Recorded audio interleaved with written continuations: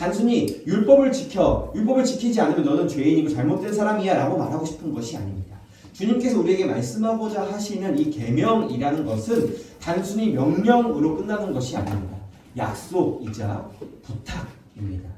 그렇기에 관계도 약속도 일방적인 것이 아니라는 겁니다. 하나님께서 저와 여러분들에게 하신 이 말씀, 명령하시고 안 지켰을 때에 하늘에서 천둥번개가 떨어져서 그냥 즉사해버리는, 그렇게 하나님께서 우리에게 말씀 주신 것이 아니라는 겁니다. 하나님께서 어떻게 우리에게 이 말씀을 약속하시고 부탁하셨습니까? 이 세상을 창조하신 하나님께서 자신이 직접 이 땅 가운데에 내려오셔서 이 땅 가운데에서 십자가에 못 박혀 죽으시면서 우리에게 부탁하신 겁니다. 이 말씀을 지켜 살아가라. 공동체를 이루어가라. 교회란 이런 곳이다 라고 주님께서 우리에게 말씀하신 겁니다. 그리고 그 약속의 대가로 십자가에 달려 죽으시고 다시 살아나시는 것을 우리에게 보여주신 겁니다. 제가 1년을 돌아보면서 참 많은 생각들을 했습니다. 우리가 이제 올해 1월 5일부터 첫 예배를 드리면서 이렇게 많은 분들이 함께 예배를 드릴 수 있을 거라는 생각은 정말로 못했습니다.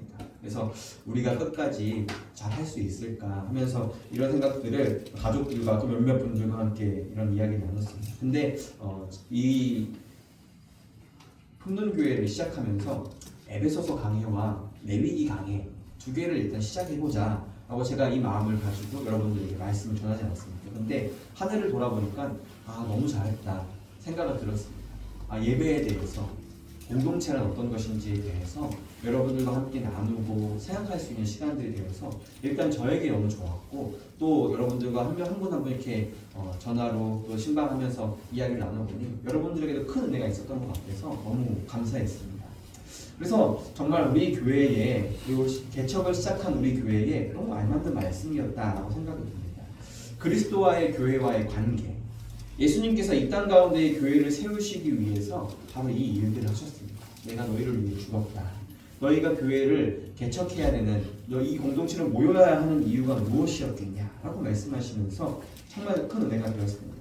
나와는 맞지 않는 사람들을 멀리하고 여전히 불편한 사람들과 멀리하려는 그런 공동체가 아니라, 하나님께서 우리에게 말씀하시는 공동체는 서로 사랑하라, 서로 품어라, 하나님의 복을 품고 한 영혼을 품는 공동체가 바로 우리여야 한다라고 주님께서 말씀해 주셨습니다. 그저 우리가 성경을 받아들일 때에 입에 달면 삼키고 쓰면 뱉어버리는 그런 성경이 아니라, 정말 하나님의 말씀으로 받아들이며 정말 사랑의 관계로서 하나님의 말씀을 실천할 수 있는 그런 성도로서 우리를 부르셨다는 것을 제가 깨닫게 되었습니다. 지금도 여전히 이 말씀을 준비하고 선포하고 또 여러분들은 들으시면서 어쩌면 마음 한켠에서는 조금 거부하고 싶은 마음이 들 수도 있습니다. 우리를 위해서 찢기시고 침뱉음과 조롱과 멸시를 당하셨다고, 그래도 내가 좀 이 부분은 말씀을 지키고 싶지 않아 라는 마음들이 여러분들 마음 가운데 드실 수도 있습니다. 근데 그 십자가 사랑이 겨우 그 정도일까? 겨우 그 정도야만 하는가? 라고 생각을 해본다면 여전히 우리는 아니다, 나를 고쳐야지 라고 생각할 수밖에 없을 겁니다. 저는 여러분들에게 원하는 것은 이것입니다. 단지 십자가의 그 사랑이 여러분들이 말씀을 지키지 못해서 정죄를 받는 것이 아니라, 여러분이 그 십자가의 사랑으로 자유로워졌으면 좋겠습니다. 말씀으로 조금 더 여러분들의 삶이 여유로워져서 정말 은혜와 사랑의 삶을 살아갈 수 있는 그런 여러분들이 되었으면 좋겠습니다. 남녀 완전 다른 이 두 삶에 살아가던 이 사람들에게 하나님께서 한 몸이 되어라 라고 말씀하셨습니다. 마음으로, 생각으로, 몸으로 다 한 가지 한 몸이 된 겁니다. 가치관도 재정도 모두 다 오픈하는 것이 결혼이지 않습니까? 재정도 함께하고 가치관도 함께 맞춰가는 것이 부부입니다. 우리 공동체도 그런 겁니다. 저와 여러분도 그렇고 여러분끼리도 서로 그렇습니다. 성경으로 우리는 모여야 합니다. 성경은 이 사랑을 실천해야 하는 곳은 아무에게나 알려진 것이 아니라 성경은 우리에게 이렇게 이야기하고 있습니다. 큰 비밀이다 라고 말씀해주고 있는 겁니다. 우리 한번 31절과 32절에 있는 말씀을 같이 한번 더 읽어볼까요? 함께 읽겠습니다. 시작.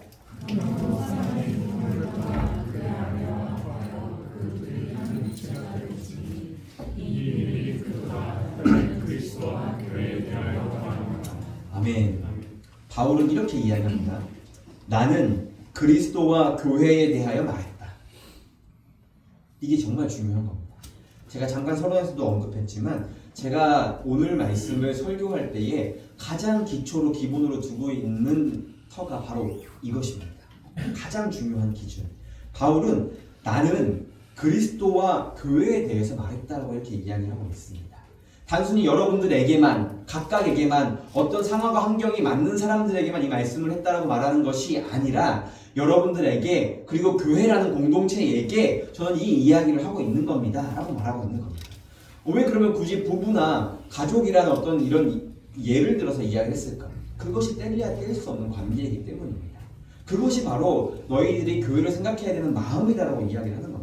여러분들이 여러분과의 남편과 아내, 그리고 여러분들의 자녀와의 관계 가운데에서 한번 생각을 해보십시오. 교회는 어떤 곳이어야 하는가? 제가 예전에 한번 이야기 드렸는데, 여러분들은 스스로가 되게 합리적인 사람이라고 생각을 하십니까? 되게 효율적인 사람이라고 생각을 하시나요? 근데 전혀 그렇지 않다라고 아마 느끼시는 부분들이 있을 겁니다.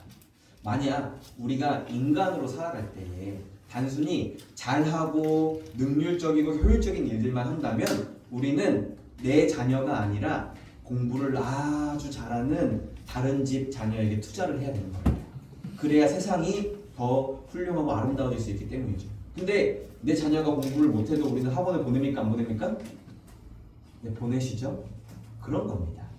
우리는 사실 되게 합리적이지 못하고 능률적이지 못한 사람들입니다. 저도 아마 그렇게 될 겁니다.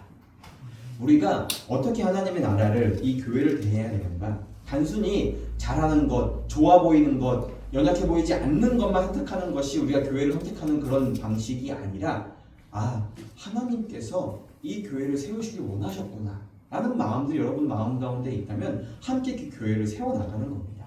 제가 신학교에 다닐 때 첫 수업을 듣고 가장 충격적이었던 이야기가 있습니다. 바로 교회에 대한 이야기였는데요. 교회의 최소 단위는 가정입니다 라는 말을 교수님께서 해주셨습니다. 제게 이 이야기가 왜 되게 충격적으로 다가왔었냐면, 제가 알고 있는 목사님이나 제가 알고 있는 사역자들은 자신의 가정은 다 내팽개쳐두고 교회에만 몰두해야 되는 것을 목사로 생각을 하고 있었기 때문입니다. 저도 그래서 선교사가 되기 위해서 제 인생을 다 버려두고 하나님 나라를 위해 선교사가 되겠다고 신학교에 갔었기 때문에 사실 이 이야기는 굉장히 충격적이었습니다. 그래서 한편으로는 내가 그럼 더 열심히 일을 해서 부모님을 봉양하고 더 부모님께 잘해야 되는 건가? 그럼 나는 되게 잘못된 삶을 살아가고 있는 것 같은데 라는 생각을 하게 되었습니다. 근데 점점 그 뜻을 알게 되었습니다. 너무 목사라는 그 존재들이, 사역자라는 존재들이 가정은 다 내팽개쳐두고 오직 사역만을 위해서 모든 것들을 다 버렸기 때문입니다. 그래서 교수님들이 이제는 예전에 있었던 그런 일들을 이제는 우리가 고칠 필요가 있다고 말씀을 하신 겁니다. 가정을 다 버려두고 사역하는 것이 아니라 교회의 가장 최소 단위인 가정도 제대로 못 돌보는데 교회를 아무리 크게 잘 돌본다 하는데 그게 무슨 소용이 있겠냐라고 말씀을 하신 겁니다. 그러면서 여러분들의 아내를, 여러분들의 자녀들을 돌보십시오. 그렇게 됐을 때에 더 하나님께서 원하시는 교회가 될 겁니다 라고 이야기를 해주신 겁니다. 우리가 교회를 아무리 잘 돌보고서도 예전에 오카노 목사님도 그런 말씀을 하셨는데, 내가 내 아내에게는, 자녀들에게는 정말 빵점짜리 남편이다, 그런 아빠다라고 이렇게 말씀하신 적이 있습니다. 근데 그것을 후회로 남고 있는 겁니다. 근데 우리가 교회를 세울 때에 가정의 행복한 모습을 보여주시는 것이죠. 이 시대 가운데에 여러분들, 제가 제 아내와 제 가정과 제 자녀들을 다 희생시키면서 제가 사역에 몰두한다고 한번 생각을 해보십시오. 그러면은 여러분들 어떻게 생각을 하실까요? 예전과는 다르게 요즘의 3040 세대들은 저러면 나는 교회 별로 나가고 싶지 않아 라고 생각을 한다는 겁니다. 그래서 지금 현재의 3040의 세대들이 교회를 다 떠나버려서 교회들이 텅텅 비어서 고령화가 되고 있다고 합니다. 지금 우리 교회는 사실 엄청 건강한 겁니다. 젊은 부 세대들이 지금 많기 때문에 되게 건강한 거지만 큰 대형 교회들은 지금 그것으로 문제가 많다고 해요. 그래서 정말 여러분들이 말씀드리면 다 아실 만한 그런 교회에서도 7, 80대시는 분들이 이제는 교회에서 예배만 드리시는 게 아니라 다 막 셀장으로 섬기고 계신대요. 내가 이제는 좀 은퇴해야 되는데 사람이 없어서 내가 지금도 이거 하고 있다고 하시면서 한탄하시는 분들이 많다고 이야기하십니다. 교회 안에서 건강한 가정을 이루는 것은 단순히 교회를 등한시 여겨라, 교회를 둘째로 생각해라는 그런 이야기가 아닙니다. 오늘 본문 말씀에서 이야기하는 것처럼 교회와 가정을 동등한 입장에 둬야 한다라고 이야기하는 겁니다. 그래서 여러분들도 교회를 생각하실 때에, 여러분들이 가정을 생각하실 때에 하나님의 나라는 어떤 곳인지, 하나님께서 우리 가정이라는 교회에 최소 단위를 두셨을 때에 우리에게 원하시는 모습은 어떤 것인지 생각해야 한다는 것이죠.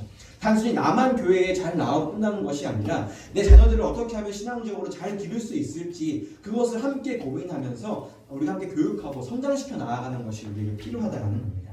우리 한번 에베소서 5장 25절, 27절까지에 있는 이 세 절의 말씀 한번 읽어보도록 하겠습니다. 읽겠습니다. 시작. 나라 안에서 우리를 그리스도께서 우리를 사랑하시고 그 교회를 위하여 자신을 주신 것이라. 이는 곧 물로 씻어 말씀으로 깨끗하게 하사 거룩하게 하시고 자기 앞에 영광스러운 교회로 세우사 티나 주름 잡는 것이나 그런 것들이 없이 거룩하고 흠이 없게 하려 하십니다. 아멘.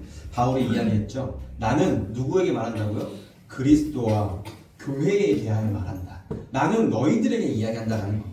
너희들의 가정을 어떻게 세워야겠냐? 너희들이 속해 있는 공동체를 어떻게 세워야겠냐? 너희들이 속해 있는 교회를 어떤 교회로 세워가야겠냐? 라고 물어보는 겁니다. 이 말은 단순히 목회자에게 어떤 리더들에게만 교회의 비전을 세우고 교회를 이끌어가라라고 이야기하는 것이 아닙니다.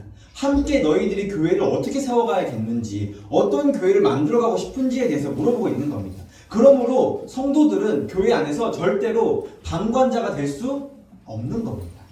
함께 교회를 세워나가는 겁니다. 오늘도 이따가 공동회의를 우리가 함께 하겠지만 여러분들이 질문이 있으시거나 함께 나누고 싶은 말씀들이 있으시면 함께 이야기 나누고 저와 대화하고 함께 이 품론교회를 바른 모습으로, 복음적인 모습으로, 성경적인 모습으로 세워가는 것이 필요하다는 겁니다.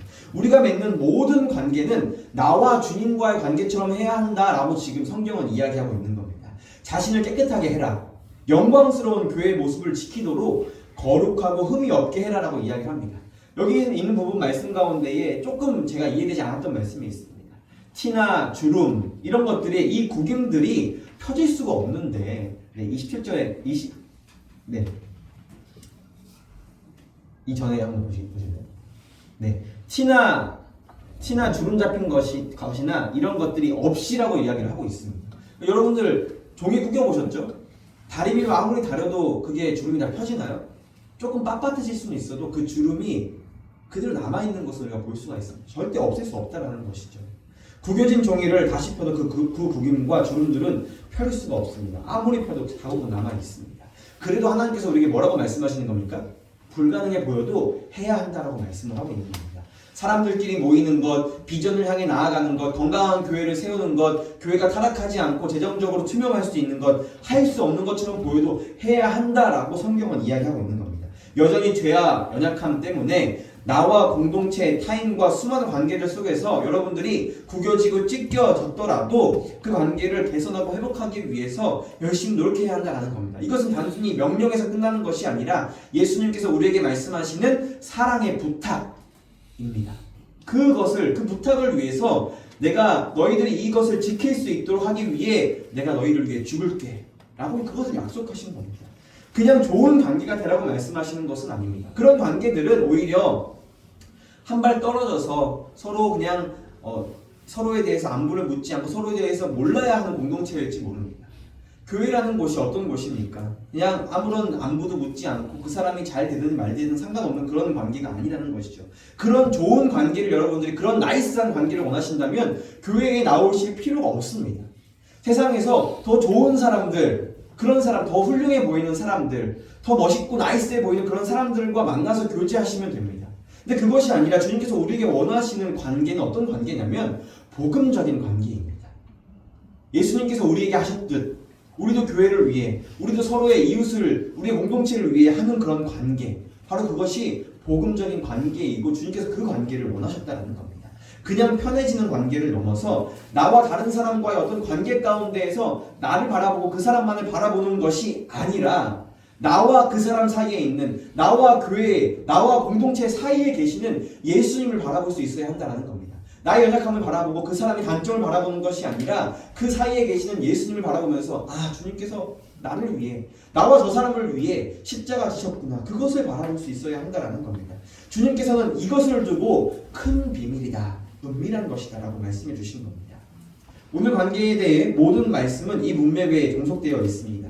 에베소서 5장 18절에 있는 말씀인데 딱 한 문장입니다. 함께 읽겠습니다. 시작. 아멘. 오직 성령으로 충만함을 받으라. 성령으로 충만함을 받는 자가 어떤 자입니까? 그리스도인입니다. 그리스도인은 어떤 사람들입니까? 복음적인 관계를 맺는 사람들입니다. 그러니까 지금 여기에 모여 앉아있는 우리 모두에게 다 해당되는 말이라는 것이죠. 여러분들 모두는 교회 안에서 뿐만이 아니라 세상 가운데 살아가면서도 그 복음적인 관계를 실천해내기 위해서 노력하는 사람들, 그런 사람들이 바로 여러분들 다른 사람들이 아니라 그냥 막 신령한 것처럼 거룩한 것처럼 보이는 그런 사람들이 아니라 성령의 충만함을 받은 사람들은 이런 삶을 살아가는 사람들을 두고 성령의 충만함을 받은 자들이다라고 성경은 이야기하고 있습니다. 내가 그리스도인이 맞다면 자신의 삶과 환경에 얽매이는 것이 아니라 감사와 찬송을 주님께 돌려드릴 수 있는 사람들이 바로 이런 사람들이 되어야 한다는 겁니다. 우리가 지난주에 나눴던 마지막 말씀처럼 우리는 나와 하나님과의 관계를 회복하고 나와 교회와 공동체에 있는 나와 타인과의 있는 모든 관계를 나와 세상과의 있는 관계를 다 회복하고 그 가운데에서 하나님께 감사와 찬송으로 가득 채워질 수 있는 그런 인생을 살아가는 자들, 그런 자들이 바로 그리스도인이다라고 말하는 겁니다.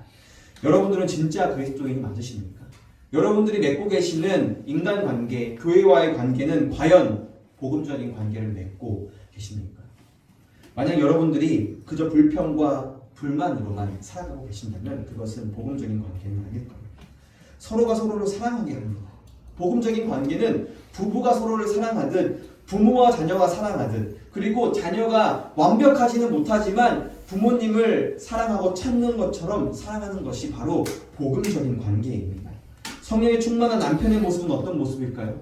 성령의 충만한 아내들의 모습은, 성령의 충만한 자녀들의, 성령의 충만한 목사와 성도들의 모습은 어떤 모습이어야겠습니까? 성령의 충만한 교회와 공동체는 어떤 교회여야겠습니까?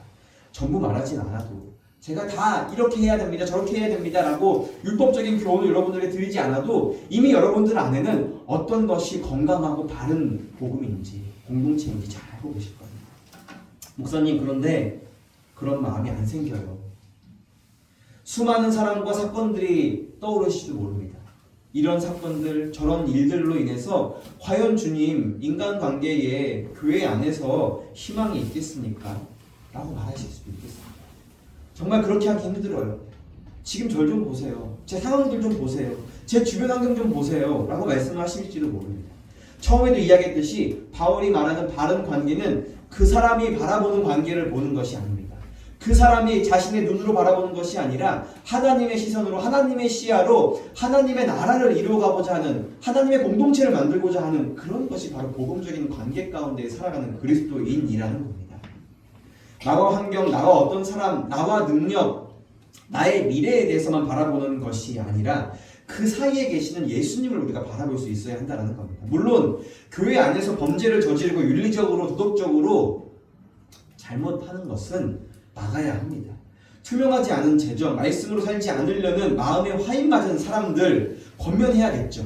잘못된 것이라고 말해야 합니다. 바뀌도록, 새롭게 되도록 적극적으로 나서야 합니다. 우리가 한국교회가 왜 지금 이 지경까지 이르렀느냐라고 하면서 목회자 컨퍼런스에서 어떤 목사님들이 어떻게 말씀을 하시냐면 성도들이 너무 착해서 문제라는 겁니다. 믿는 사람이 참아야지, 내가 더 성숙해서 그런가 보다, 내 믿음이 연약해서 그런가 보다, 하나님께서 하실 거야 라는 말로 자기 스스로를 종교인으로 만들어버리고 그저 복종하는 신앙인으로 만들어버렸다는 겁니다. 주님께서 오늘 말씀 가운데에 복종이라는 말을 어떻게 말씀하셨습니까? 너희는 내 말에 다 따르고 안 따르면 다 죽어야 돼 라고 그렇게 말씀을 하신 겁니까? 그런 권위적인, 그런 윤리적인 그런 말로 주님께서 말씀하신 것이 아니라 내 권위 안에 있어요. 내 말씀 안에, 내 사랑 안에 거하라라고 말씀하신 것이 바로 이 말씀, 이 복종, 그리고 우리 그리스도인들이 진짜로 해야 되는 순종이라는 겁니다. 불의와 잘못된 것에 대해서 침묵하고 회피하고 책임지지 않으려고 하는 행동, 그런 비정상적인 행동들, 그런 비정상적인 상황들 말고요, 의와 복음과 비전을 위해 우리는 힘써 나갈 수 있어야 합니다. 정말 정상적인 상황에서 우리는 예수 그리스도를 바라보아야 합니다. 우리는 모두 이미 내 안에 계시는 그 성령 하나님의 영으로 충만해야 합니다. 여러분, 성령의 충만함이라는 말이 좀 어렵게 다가오십니까? 성령님과 항상 사귐이 있어야 합니다. 내 옆에 계시는 것처럼, 나와 함께 가시는 것처럼 말이죠. 우리 공동체의 대화의 주제가 나의 말과 행동이 그런 어떤 감시가 아니라 성령님께서 나를 감시하기 때문에 내가 이거 잘해야지, 하나님께서 나에게 이렇게 안 하시면 나를 벌 주실 거야 라는 그런 것이 아니라 주님과 나와의 사랑 안에서의 교제를 할 수 있어야 한다는 말씀입니다. 여러분, 말씀으로 승리하는 삶, 그리스도를 닮아가는 삶, 치열하지만 은혜로 승리하는 삶, 제가 아까도 말씀드리지 않았습니까? 오늘 바울이 우리에게 전하고자 했던 가장 핵심적인 주제가 무엇이었습니까? 성도가 관계 속에서 성령 충만한 모습을 구현해내는 것이, 그것이야말로 진실로 이 세상 가운데에서 승리하는 인생이다라고 성경은, 그리고 바울은 이야기하고 있습니다. 바울이 이야기했던 이 내용들, 여러분, 오늘 이 말씀이 여러분들의 삶 가운데 이루어져야 합니다. 삶의 변화가 있어야 합니다. 변화를 두려워하는 그리스도인들, 변화를 두려워하는 교회가 아니라 정말 성경으로 모일 수 있는 교회가 되어야 합니다. 내가 누군가에게 교회를 설명해주고 예수님과 복음에 대해서 전할 때에 내가 모태신앙이기 때문에, 내가 그동안 교회라는 문화에서 자라왔기 때문에 이게 조금 좋아 보이기 때문에가 아니라, 여러분들, 이 귀한 복음을 선택한 것이 여러분들의 인생에 가장 잘한 일이라고 이야기할 수 있어야 한다는 것이죠. 내 인생에 예수님 믿은 것이 가장 잘한 일이야 라고 여러분들이 세상 사람들에게도 말할 수 있어야 한다는 겁니다. 단순히 저 사람 종교인이어서 그래, 그냥 열광적인 그런 방신도에서 그래라고 그런 것이 아니라, 그것을 사람들에게 보여주기 위해서는 여러분들의 인격이 변해야 합니다. 여러분들의 삶이 변해야 합니다. 그렇지 않으면 똑같이 이런 이야기가 나올 수밖에 없다는 것이죠.